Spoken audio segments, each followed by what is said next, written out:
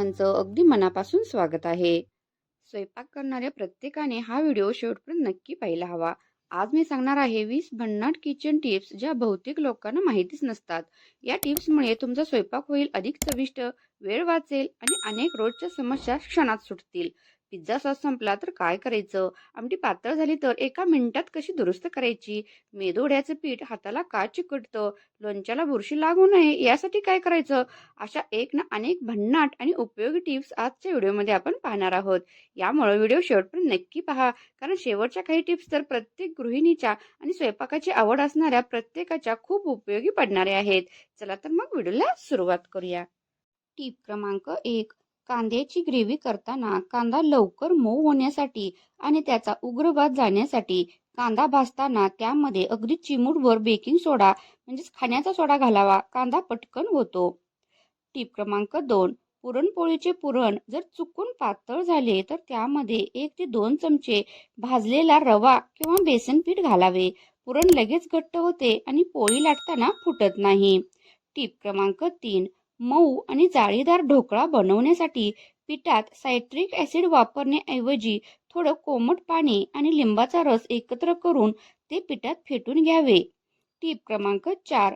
मासे तळताना त्याचा उग्र वास संपूर्ण घरात पसरू नये म्हणून तेलात मासे टाकण्यापूर्वी तव्यावर कढीपत्त्याची 2 ते 3 पाने टाकावेत, नंतर मासे टाकावेत.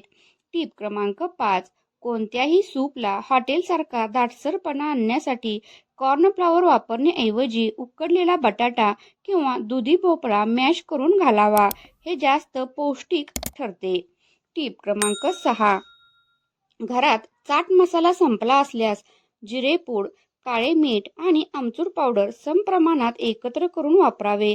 अगदी सेम टू सेम चाट मसाल्यासारखी चव येते. टिप क्रमांक 7. कैरीचे किंवा लिंबाचे लोणचे घालताना मसाल्यात थोडं साजूक तूप कोमट करून मिक्स करावे. यामुळे लोणच्याला बुरशी लागत नाही आणि ते वर्षभर टिकते. टिप क्रमांक 8. मेदू वडे तेलात सोडताना हाताला पीठ चिकटू नये म्हणून हात पाण्याऐवजी दुधात बुडवून वडे तयार करावेत. वड्यांना छान रंग येतो आणि ते हाताला चिटकतही नाहीत. टिप क्रमांक 9. बिर्याणी किंवा पुलावसाठी बासुमती तांदूळ शिजवताना पाण्यात लिंबाच्या रसासोबतच लिंबाची सालही टाकून द्यावी. भात अत्यंत सुवासिक आणि पांढरा शुभ्र होतो. टिप क्रमांक 10. चहा बनवताना आले आणि वेलची दूध टाकण्यापूर्वीच पाण्यात चांगली उकळून घ्यावी. दुधात नंतर आले टाकल्यास कधी कधी दूध फाटण्याची शक्यता असते. टिप क्रमांक 11. जर आमटी जास्त पातळ झाली असेल तर त्यात थोडे भाजलेले शेंगदाण्याचे कूट किंवा चणा डाळीचे पीठ भाजून घालावे. यामुळे रश्श्याला चांगले घट्टपणा येतो आणि आमटी चवीलाही छान लागते. टिप क्रमांक 12. भाजलेले शेंगदाणे सोलण्यासाठी ते एका सुती कपड्यात किंवा रुमालात बांधून हाताने हलके चोळावेत. साली कपड्यातच राहतात आणि स्वयंपाकघर खराब होत नाही. टिप क्रमांक 13. कोणत्याही मक्याच्या किंवा बेसनच्या भजीचे पीठ भिजवताना त्यामध्ये थोडे गरम तेलाचे मोहन घालावे. यामुळे भजी आतून पोकळ आणि वरून कुरकुरीत होतात. टिप क्रमांक 14. पनीर टिक्का किंवा तंदुरी डिश बनवताना चमच्याने मसाला लावण्याऐवजी मसाल्याचे मिश्रण आणि पनीर एका झिपलॉक बॅगमध्ये भरून हलवावे. मसाला एकसारखा कोट होतो. टिप क्रमांक 15. कोणत्याही प्रकारची धिरडी किंवा थालीपीठ करताना कांदा चिरून घालण्याऐवजी तो किसून घालावा. सोबतच एक उकडलेला बटाटा बारीक चिरून टाकावा. यामुळे धिरडी छान कुरकुरीत आणि चवदार लागतात. टिप क्रमांक 16. इडलीच्या पात्राला तेल लावण्याऐवजी ओला सुती कपडा अंथरून त्यावर इडलीचे पीठ टाकावे. इडल्या कापसासारख्या मऊ निघतात आणि भांडेही खराब होत नाही. टिप क्रमांक 17.